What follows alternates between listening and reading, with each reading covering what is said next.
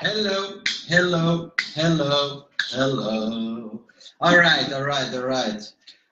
First of all, apologies for being a day late on this AMA. I was supposed to do it yesterday. I'm just catching up with the questions that you guys asked in the group yesterday so I can answer them. I love doing this random AMAs. Let me see, let me see, let me see. Da, da, da, da, da. What are my questions? And I can find the questions. How amazing is that, eh?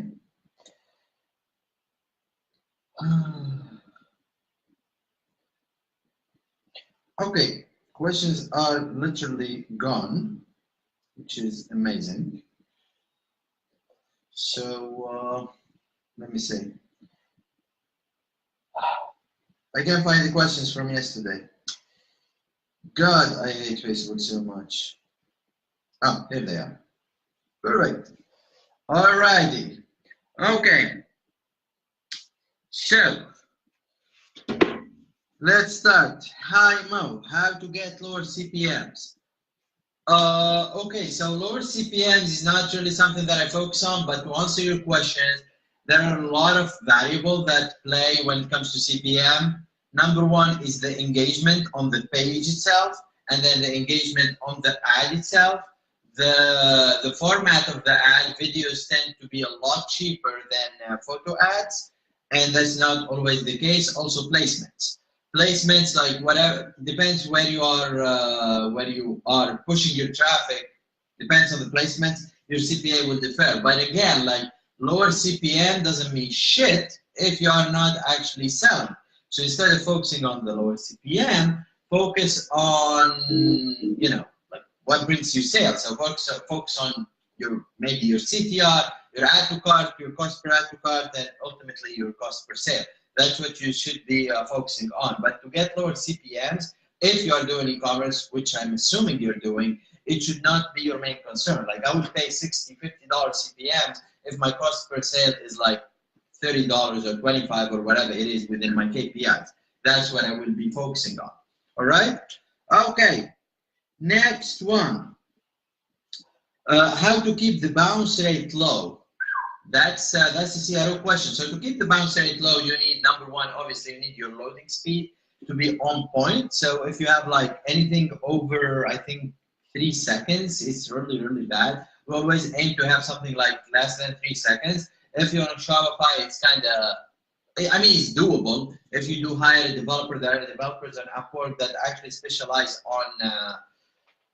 on speeding up themes and whatnot. Just make sure whenever you hire these developers to have a copy of your current theme, like whatever you have right now in the store, make a copy of that theme and save it for yourself, because once they start playing with the theme, they may interfere with whatever apps you're installing, how the theme actually function and all of that. So learn from my mistakes. I have done that, and it kind of like it's frustrating when you have a theme working and then you hire someone to make it better, and then boom, the theme is broken. So these people usually cost like a couple $100, like I would say $200, $300, and they will optimize your website speed. What else? For your bounce rate, you want to have like, your clean headline, your clean image or video when people are landing. And I usually use videos when people are landing on my product page or on my landing page if I'm doing funnels. And yeah, that's pretty much it. But the loading speed, I would say, is one of the biggest inconvenience that happens when you are doing e-commerce and don't have an absolute freaking idea what you're doing with your loading speed.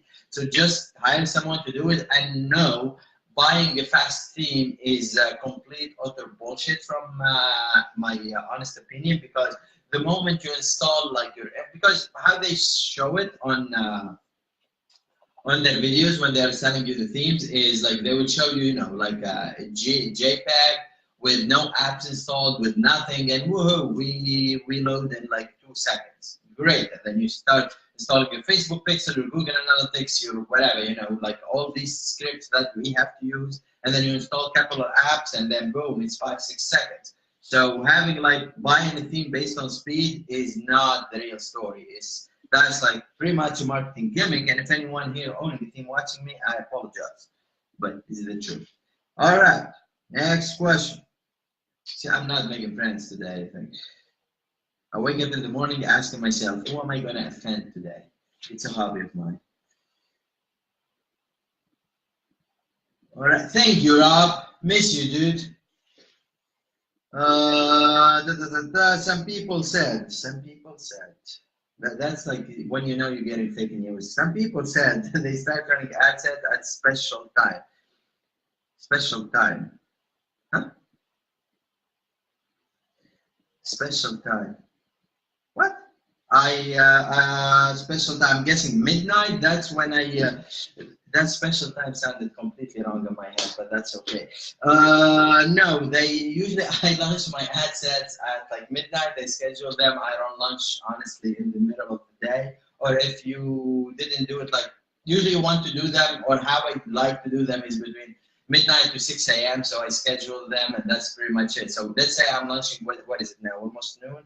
Yeah, it's noon 10. I still didn't eat, for God's sake. So it's noon 10, like if I launch a new ad set now, I will basically just schedule it for the next day. It's an old habit of mine. I don't know if Facebook, I kind of changed that or not, but I always launch my ad sets between, midnight and 6 a.m. Billing time. So my ad account time, not when I'm advertising. All right, we got the following. How can I link Printful with eBay? Absolutely have no idea. I don't sell on eBay.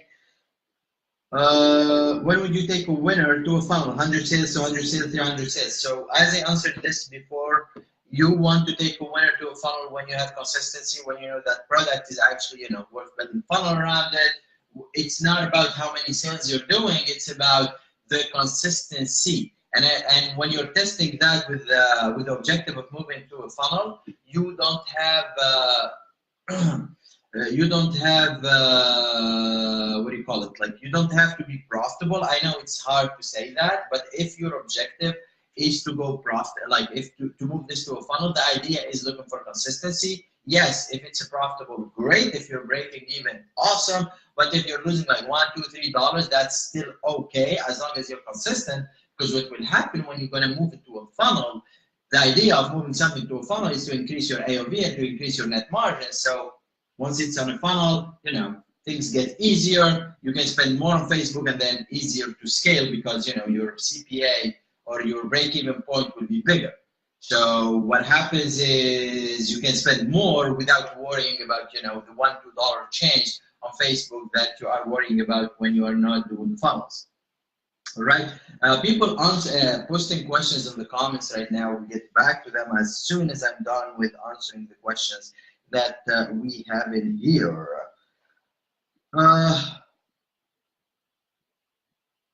How do you call people out in your ad? Example, Texan women are going crazy over this. I know you have there is a way around it. So the way you call out people, you can call them in the ad creative. You can call them out in the ad creative, especially if you're doing video. Like if you're calling out Texans, just throw Texas stuff.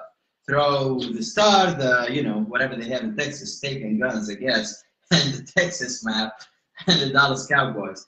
But yeah, so basically to call out people, now I do call them more on the creative side than calling them out in the copy, because basically Facebook is now against that. Back in the days, it used to be so simple. Texas women is going crazy over this, like 40 plus women in Texas are going nuts for this. But Facebook kind of, I see why they did that, because we freak people out.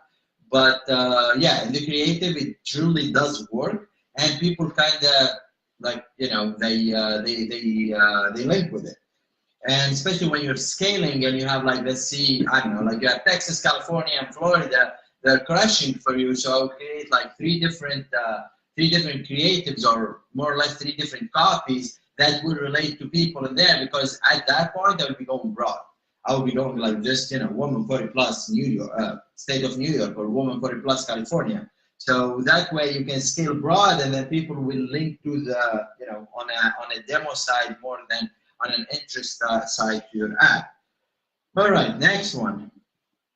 How many ad sets do you suggest for testing a product, and how big the audience should be? The audience, right now, broad audience are really doing well, but if you have like, let's say nothing, no data, anything, I usually test like with what, 3-4 ad sets, because I will run a PPE and I will run a PPE and a WC both together, and I will be running like at the beginning 4 ads within the same ad set. So I'll be running like maybe 2 different targeting. So usually it's one PPE super broad or not. Usually it's super broad, and then the WC with three different like targeting, all of them optimizing for purchase. And in each ad set there are 4 post IDs, and those 4 post IDs are the same in each ad set. So in reality, you have 4 ads in 3 different ad sets and another PPE campaign. And what we're looking for the PPE is the engagement, and obviously the WC you're looking for sales. And let's run that run for like 3 days, unless there are, you know, the clear red flags, like your CPC is $5 or your CTR is like 0.1, stuff like that. You know, you're doing it completely wrong. All right. The product should be new release to test it. No, absolutely not. We have taken products from 2-3 years ago and then they sell. So the idea of the product needs to be new. Should it? Well, I mean, it's better, but that, like, you can take old products and you can revive that. It's all about the marketing angle and how you present the product and all of that. Okay, what am I? How to create SMA? What SMMA? I have no idea what SMMA is. I'm guessing Super MMA. I honestly don't know what that is. Next, do you recommend branding for beginner? I mean, is it possible to go slow with a reduced budget and just take my time to build to trust and brand it? I don't know how old you are, dude, or what is your life expectancy in your country, but I don't take my time. I just do fast, go hard, and that's it. Because the thing is, everyone around you is moving fast. So if you're taking your sweet time, I know they will tell you like race your own race, blah, blah, blah, blah, all that bullshit. But if you're taking your time, sure, if you're happy about it. But if you ask me, you need to be moving fast and you need to be moving hard. Is branding good for beginner? Branding is always good, but are you doing it right or not? That's a whole other story. So I would say what I suggest people to do is, if you want to go like into the whole branding thing, yes, you can. But when you're doing like direct response marketing, branding is more of the positioning of whatever you're selling. So when you're positioning your services or your products, or telling the story about your products and writing your ads and your about us and writing your copy and you're writing your landing pages, all of that is part of your branding. Your branding is not just, you know, logo and colors. That's not branding. That's just part of your branding. So when you say branding, should I focus on branding? If you mean just focusing on, I don't know, colors and logo, then the answer is no. If you're saying you should focus on positioning and focusing on, you know, getting sales, because what's a brand without customers, right? Like, okay, if people like your logo, congratulations, take that to the bank. But if people are not buying from you, there is no point of doing any of that. I believe in money. Sales cure everything. Branding doesn't. Okay. When is the best time to move product from Shopify to ClickFunnels? As I said, when you have consistent sales, so you can increase your AOV and all that good stuff. Traffic source, Google search, and I love this type of question. Traffic source, Google search, and high ticket products. I'm going to make a post about simple English, how to ask a question. What type of questions you need to be asking. Is Google search good for high ticket products? That is a question. Google search and ticket products, that's a half of a sentence, for God's sake. Oh, I need food. All right. So yeah, Google search and high ticket product, they do actually work, but I'm guessing you're talking about, yeah, Google search, Google shopping, or AdWords and all of that. They do actually work with high ticket products. How do you structure your team for testing? For testing what? For testing ads, it's easy. Like, we have 2 campaigns, we launch them, and that's it. There is no team structure for that particular thing. But the whole team thing, like how we build teams and how we structure them, that you will be getting it in Econ Foundations, not today. All right, how many products should I test? At least nowadays to find a winner. I test various products based on ad spy tools. You should be testing as many as you can until you find your winner, and then your second winner, and then your third winner, and then your fourth winner. There is no magic formula. There is no magic number to it. There is way to test. There are ways to test to minimize the number of testing, but you should be always testing to find that winner product. Like, I can tell you test 5, and then you have 2 people taking 5 products. One of them will find 3 winners in these 5, and then someone else will find 0. And then you will go back, yeah, but Mo told me only test 5, so I'm not doing that. You need to be testing as much or as many products until you find your winner.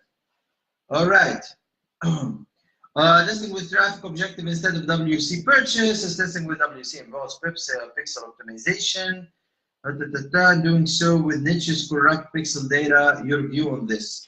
I honestly test with one pixel. Like if you are testing for the sake of moving stuff to a funnel or moving stuff to a niche store, it doesn't really matter. If you're testing, that's why I love niche stores. Like I don't believe in general stores. Honestly, I don't. Right, not Walmart. So niche stores make all this stuff easier. You're in the same niche, and God knows how the pixel actually does work or what data it stores in its algorithm. So basically, when you do a general store, it doesn't really matter. What you're looking for is consistency in sales. You're not optimizing, like, you're not spending crazy amount of money for that pixel, none of that. So you're just looking for consistent sale. Now, let's say you have a niche store and you're testing product in that niche, your problem is already solved. If you have funnels, it's one product with different, each funnel has its own pixel, unless like you have, 2 dog funnels, let's say. They will have the same pixel, and then each of them will have its own pixel. So there will be like the 1 dog pixel, and then there is dog 1 funnel pixel and dog 2 funnel pixel. All right, let's see what we got here. How to send organic traffic to your store? What can I learn? How to drive more traffic without paying on Facebook?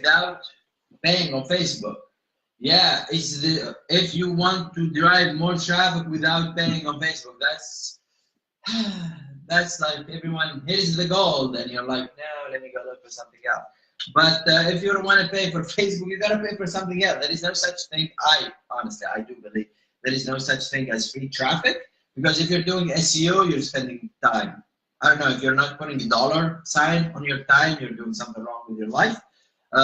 If you are talking about SEO, then yes, there are ways to do your on-site SEO for Shopify, and Google does actually love Shopify. Like they crowd Shopify stores like there is no tomorrow. And other than that, you can go into like the whole blogging, influencers, building your organic pages and all that. I just hate everything that takes time. So I like paying, and that's what I like, because it can scale. I don't feel like I can scale SEO as fast as possible, and we are in that line of business where products more or less die. So by the time you're ranked for that product, and by the time you're ranking more keywords, and by the time you're doing this, and by the time you're doing that, it's like game over. Imagine you were doing fidget spinners while everyone was pushing on Facebook, you were building SEO. By the time you're actually ranked and you have considerable traffic, getting like 2,000, 3,000 clicks a day, it will take you a couple months where someone else will just drop money on Facebook and it will be getting that day 1. So it depends. It really depends on what you're doing. If you have like those evergreen products, yes, you can do that. But if you're doing like after the viral products and whatnot, and like hot products, I don't, at least in my opinion, I don't think SEO is the way to go.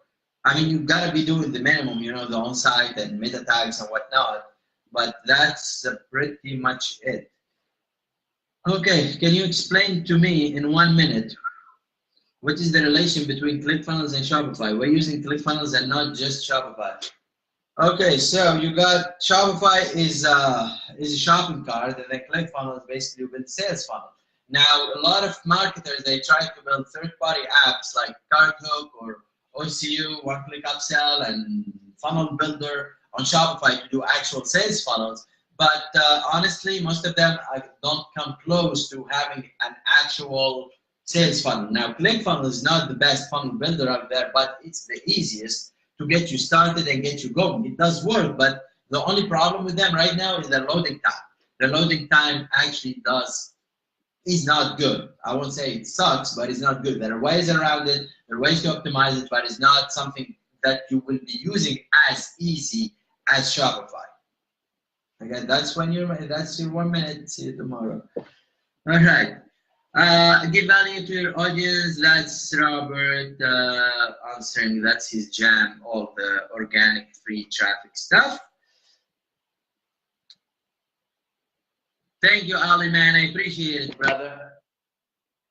Oh my God, been waiting your AMA. Appreciate it, Steve. Here I am. Thank you, Julio. How much budget do you need these days to start Facebook ads? I honestly don't know.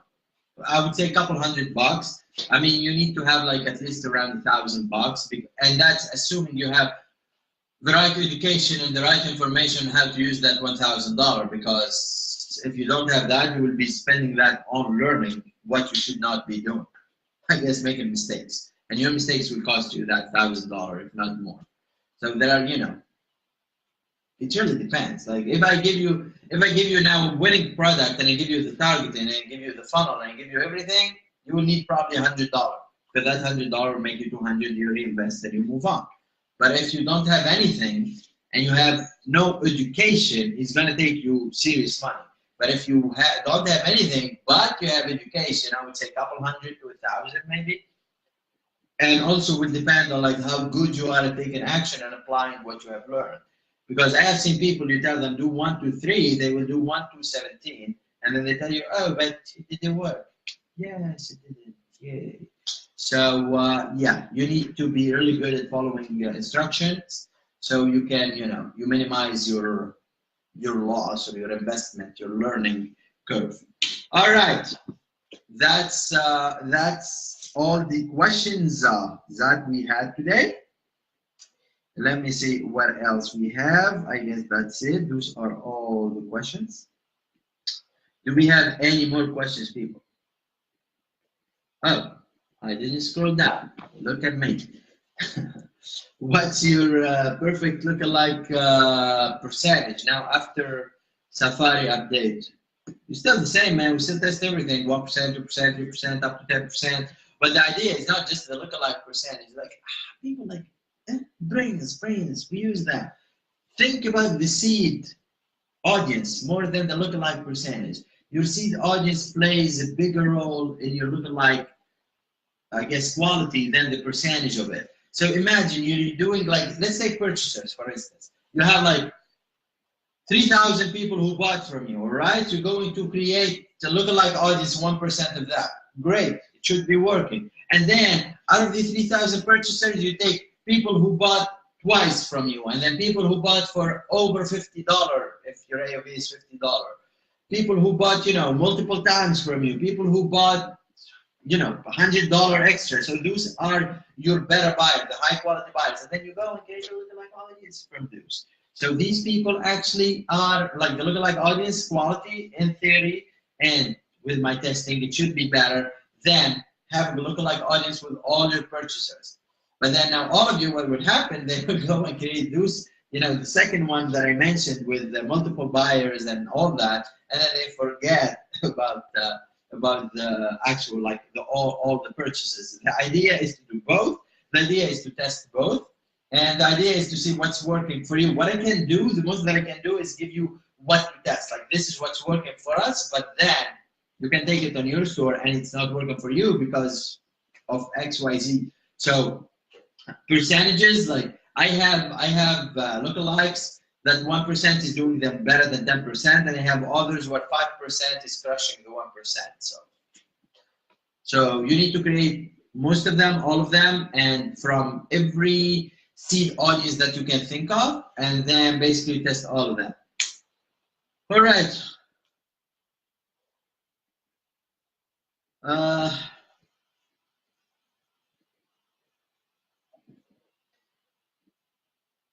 Hey Mo, what about overlapping audiences? Any thoughts? Honestly, I don't care much about it. I just run ads, dude.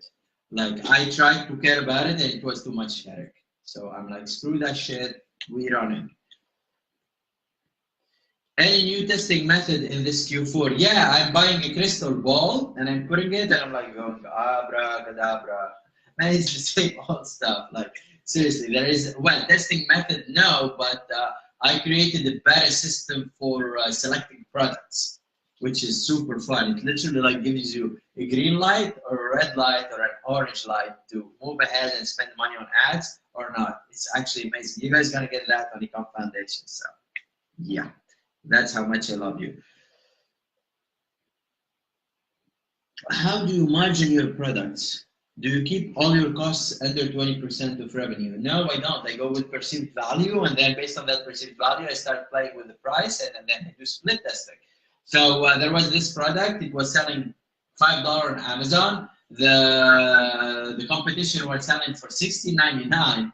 And then I'm like, screw this. It looks like a $21.99 product. So I put it at $21.99, and then we started selling like a couple $1,000s a day. And then, okay, let me split test $21.99 and $22.99. So $22.99 worked.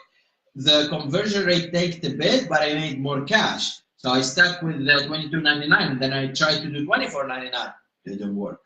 $23.99 didn't work. So my sweet spot was the $22.99, and that's how you kind of know what to push for. Like, I don't know how you guys come up with, oh, this product costs $5, we should sell it for 10. If it looks like a $50 product, you're gonna sell it for 50. Who cares? ClickFunnels work well in Europe? I don't know. It does, I guess. If people have credit cards, it should work. Like, what? Like, that's asking, does Mac work on Europe or not? Does Microsoft Word work on Europe? Yes, it does.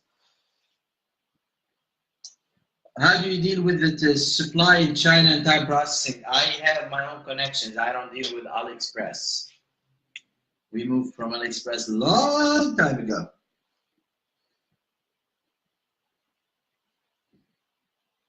Would you need some VAs for the 100 million goals? Yes, I do. I do. Where do you find them? So I find them on, where do I find them? Actually, I may, so there are a lot of things that I want to do. It's just my lack of time right now. So I'm hiring from Upwork right now, from onlinejobs.ph.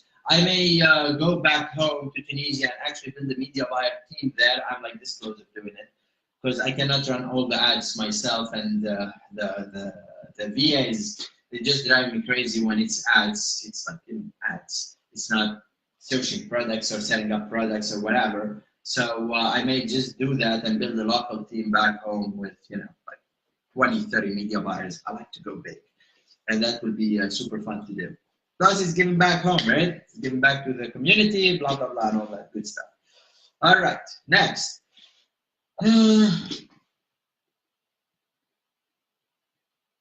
Hello, Mohamed. Yes, that's me. How do you manage ads accounts? Do you have ad accounts for each niche?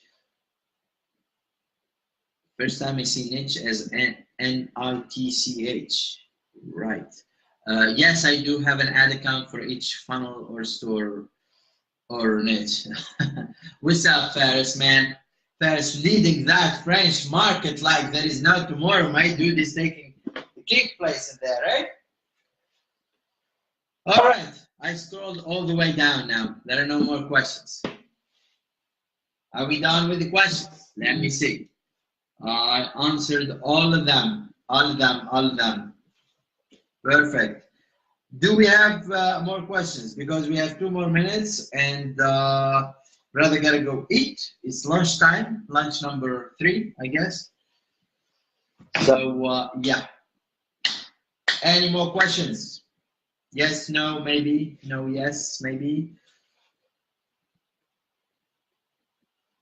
All right. No more question.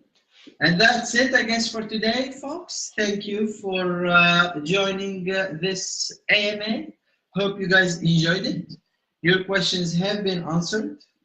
And no questions, no more questions. So with that being said, thank you, everyone. Hope you guys are crushing Q4. Imran, I did answer your question because you posted twice. I'm not going to answer it twice. I'm only going to answer it once. So watch the recording. Which is the best funnel builder in your opinion? Honestly, I would say ClickFunnels, because all the other guys, they're not even close to that, for e-commerce at least. Or there is, if you're using eManage DFO. But eManage is not for the faint of heart yet.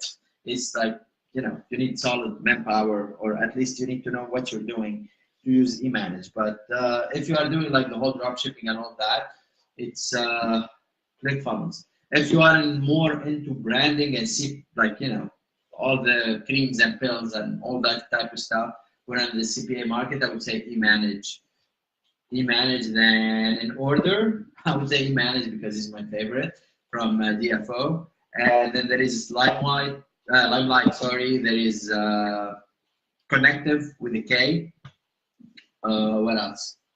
There is a Response CRM. I have tested most of these.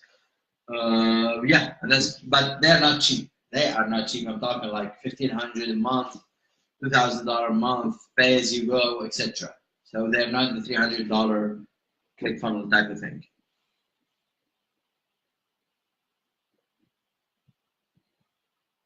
Steve Lee, how do you make money part-time for saving investment as a university student?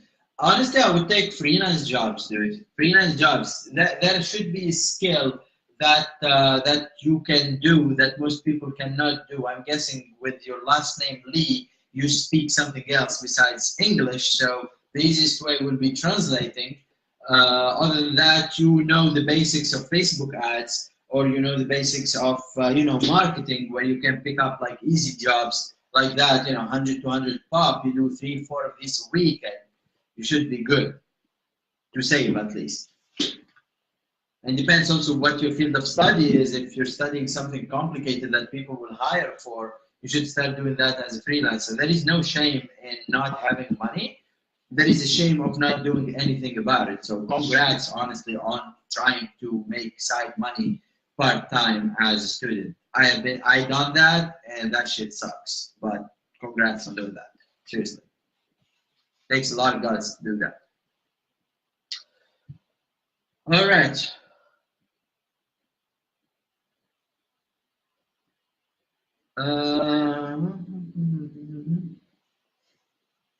Awesome. That's it for today. For 30 minutes, 32 minutes, 44 seconds. All right, my people. See you soon in another live. And again, crush your Q4 email. Send your emails. Don't just count on ads for Q4. It won't, like, ads won't do it all. So, you know, your messenger bots, your broadcasting, your emails, your sequences, your Google AdWords, your retargeting, and all of that. Put all your guns, go all in. It's Q4, Black Friday, Cyber Monday. Make sure you have your emails ready for that. Make sure you're using your seed lists. Make sure you're testing your emails. They're not hitting the spam box before you're sending them. And you should be fine after that. And make, you know, offers, promos, and all that good stuff. All right. Thank you, everyone. Peace, love, God bless, and always listen tomorrow. Cheers.